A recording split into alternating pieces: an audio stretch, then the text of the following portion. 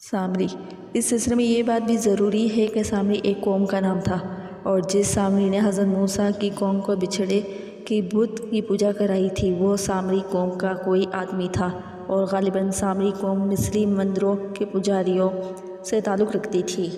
اور یہ بھی ظاہر ہوتا ہے کہ یہ قوم کسی فرعون کے بارے میں کسی خود سری یا بغاوت کے سبب معتوب ہو گئی تھی، اور اس قوم کو بھی بنی اسرائیل کی طرح فرعون نے غلام بنا لیا تھا، اور یہ قوم بھی بنی اسرائیل کے ساتھ مصر سے حضرت موسیٰ کے ہمراہ ہی بھاگی تھی۔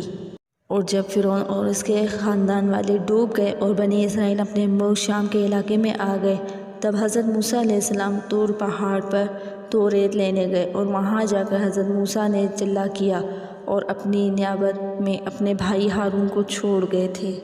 سامری قوم کے لیڈر نے حضرت موسیٰ علیہ السلام کی عدم موجودگی میں بنی اسرائیل کو اپنا تابعدار بنانے کے لیے مصری عقائد کے موافق بچھڑے کی بت پوجا شروع کرا دی، اور اس کے بعد وہ قصہ پیش آیا جس کا تذکرہ قرآن مجید کے